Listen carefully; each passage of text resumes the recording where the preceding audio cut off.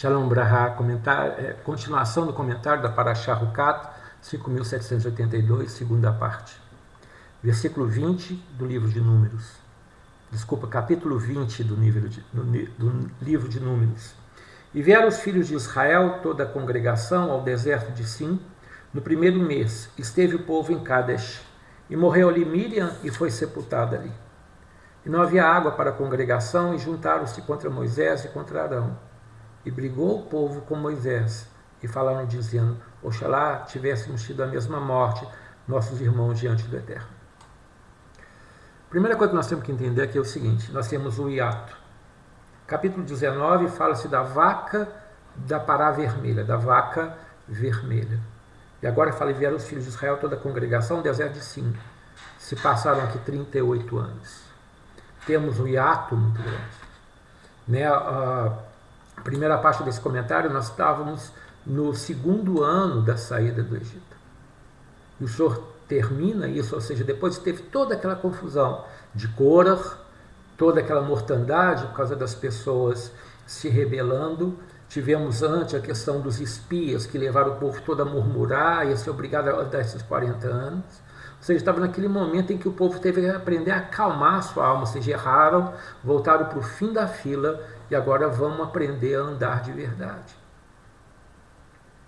E houve aquela remanescência porque a tentativa de revolução de Korah e a murmuração do pessoal é uma consequência do erro dos espias.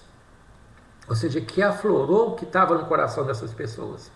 Então, para elas poderem começar a andar de verdade e receber a Torá sobre si, ou seja, todo o ensinamento da Torá, que foi dado durante aquele ano, que estavam acampados no deserto do Sinai, precisava vir a luz, aquilo ser queimado como ouro, que vai no fogo, e a impureza sobe, quando encontra com o oxigênio, pega fogo. Aí aquele ouro tirado rápido para que não estrague. Assim Deus trata com a gente, assim Deus trata com Israel. E o Senhor termina exatamente essa parte falando sobre a Pará Adamá, a vaca vermelha. Então, o que é a mensagem disso? Separa a morte da vida. Separa os pensamentos que te levam à morte do seu coração, da sua alma. Separa as atitudes que te levam à morte do seu dia a dia. Aceita o jugo de Deus sobre ti, porque Hukat, como explicado, é um mandamento sem explicação. Então, como a gente fala popularmente, manda quem pode, obedece quem tem juízo. Ou seja, se nós nos colocamos sobre a égide de Deus, de Hashem, é porque nós devemos aceitar dele todo o seu ensinamento. Não são as fatalidades, as pessoas confundem isso. Nós temos que aceitar de Deus todos os seus ensinamentos, se nós agirmos da forma como ele coloca, como foi falado na Mishnah, no capítulo 2 de Pirkei Avot. Faça dele a sua vontade, faça a vontade dele a sua, para que ele faça a dele a sua. Desculpa, faça a sua vontade a dele será feita a sua. E ele vai fazer com que dos outros submeta a sua. Ou seja, se a sua vontade é a vontade de Deus, ou seja, aquilo que Deus está te falando para fazer, a dele vai ser sua. É uma troca fantástica, tremenda, de subserviência e atenção e gratidão, porque tudo que ele nos dá, todo o mandamento da Torá é maravilhoso. Porque ele fala de caráter, fala de valor, fala de estrutura, de família e estrutura social. E é isso que nós devemos buscar. Não é ficar preocupado se é um sacrifício, se é o dia que você quer guardar, porque o sábado é o sábado, não tem outro. Desculpa o cristão, mas você vai pegar a Bíblia de cima a baixo, você não vai falar nada de domingo. Mas não vamos entrar nisso. Mas o dia sagrado de Deus é o Shabat. Porque ele santificou. Ele mandou santificar. Você pode até falar assim, é na minha religião. Então é a sua religião. Eu estou falando daquilo que Deus falou. Se Deus falou, está falado. Mas não vamos brigar por causa disso. Mas agora aqui, nós vamos chegar 38 anos depois. Israel teve 42 acampamentos. Teve acampamentos que duraram um dia, uma noite. Teve acampamento, que é o de Kadesh, que eles ficaram 19 anos nele. E aí viveram no oásis. Eles tiveram um oásis de 1 ano, no pé do Sinai. Depois eles vão andar aí por... faltam 8 acampamentos depois, né? 42 menos 8 dá 36. Então, desses 36 acampamentos, eles andaram até o 38º ano. Os 2 últimos anos, eles vão andar mais 8 acampamentos. E depois, este último dura 19 anos. Né? Algumas discussões sobre isso, mas as informações que eu tenho. Né? Caso você tenha uma outra coisa a falar, por favor, põe no comentário, que vai ser muito bom para todos nós. Mas o que interessa saber é o seguinte, que esses 38 anos ficaram como que escondidos, não são comentados porque o povo estava deglutindo tudo aquilo, estava aprendendo, sua alma estava sendo transformada, e o que é melhor, os seus filhos estavam crescendo. Porque ninguém que tinha mais do que 20 anos pode entrar na terra, exceto Caleb e Josué. Nem Aron, nem Moshe entraram. Então nós chegamos aqui num ponto que é extremamente delicado, que é a morte de Miriam. Então nós vamos ler aqui.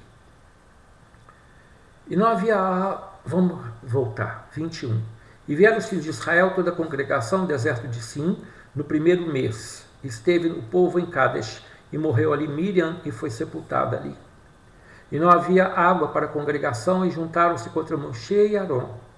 E brigou o povo com Moshe, e falaram dizendo, oxalá tivéssemos tido a mesma morte de nossos irmãos diante do Eterno. Porque trouxeste a congregação do Eterno neste deserto para morrer ali, nós e nossos animais? E por que nos fizeste subir do Egito para trazer-nos a este mau lugar? Não é lugar de semente, nem de figueira, nem de videira, nem de romã. E a água não há para beber. Ou seja, isso que nascia na beirada do córrego que caminhava junto com Israel e circundava os acampamentos. Ou seja, figueira, videira e romã. O povo acostumou com aquilo. Mais uma vez se enganaram. É aqui que é o meu lugar, é aqui que eu vou ficar, é aqui que está bom. Mas não é aí. A nossa alma precisa ser retificada, a nossa alma precisa ser trabalhada. Muitas vezes nós nos acostumamos com pouco. Aqui foi um pouco mais do que o 1º ano, foram 19 anos, mas ainda não era. Deus nos trata dessa forma. Às vezes você acha que chegou num lugar, pode ser de um bem. Você comprou uma casa pequena, você está satisfeito. Aí ele te leva para um lugar maior. Nesse lugar maior tem mais responsabilidade, tem mais custo, tem mais despesa. E às vezes você fica enfraquecido, mas se Deus te colocou lá é porque você tem condição de fazer aquilo. Então o seu esforço tem que ser daquele tamanho, para depois sair para outro lugar maior ainda. Aí nós já falamos das questões espirituais. Às vezes você aprende, você está num nível de religiosidade, de conhecimento de Deus, que pode ser até bom. Você vai para a sua igreja, você louva, você sai de lá abençoado, sai leve. No dia seguinte você não lembra nada do que o pastor falou, ou que o rabino falou. Então há um problema. Pode ser com quem está ensinando, mas com certeza é mais com você. Porque você realmente, sua alma não está conectada com aquilo que está sendo falado. Porque às vezes uma palavra dita muda toda uma vida. Então não precisa ser um grande divrei, um grande discurso, uma grande pregação que vai mudar a sua vida. Às vezes uma palavra, um toque falado naquela pregação muda a sua vida. E muitos podem falar sobre isso. Então a coisa está mais com você do que com quem está te ensinando. Embora essa pessoa, como nós falamos antes, é responsável por isso. Então o povo estava preso. Ainda não estava preparado. E Miriam morre e a água seca, porque a água era relacionada a Miriam. Quando ela morre, a água seca. E o povo fala, também não tem água para a gente beber. Eles brigam com Moisés. E Moisés de luto. Atenção, porque a irmã mais velha dele, a irmã que acompanhou ele no berço, que acompanhou na água, que falou com a filha do faraó, falou sobre ele, levou ele para a mãe dele para poder amamentá-lo, a irmã que acompanhou ele a vida toda, a irmã que profetizou, a irmã que falou contra ele, ele simplesmente falou para Deus, Deus cura, e Deus curou. Sabe, a irmã mais velha dele, que ele amava tanto, estava morta e o povo estava murmurando. E o povo reclamando que não deu nem tempo de secar a água direito. Esse é o problema da acomodação. Nós não podemos deixar nunca nossa alma se acomodar. Sempre ficar com o pé atrás, não insatisfeito. Pelo contrário, sempre agradecido, mas sempre sabendo que nada é para sempre. Nem o mal, nem o bem. A vida é um ciclo, ele sobe e desce. Nós temos que estar preparados tanto para subir quanto para descer. Porque aí nós vamos suavizar essa queda e ter força para subir de novo. Faz parte da nossa vida. Isso é para o nosso crescimento. Então nós temos que estar atentos sobre tudo isso. Aí sim Deus está falando, por que parar? Porque nós temos que separar as obras mortas das obras que trazem vida. A varca vermelha, ela é exatamente para simbolizar isso, separarmos a morte da vida. Mas nós vamos continuar na próxima. Shalom.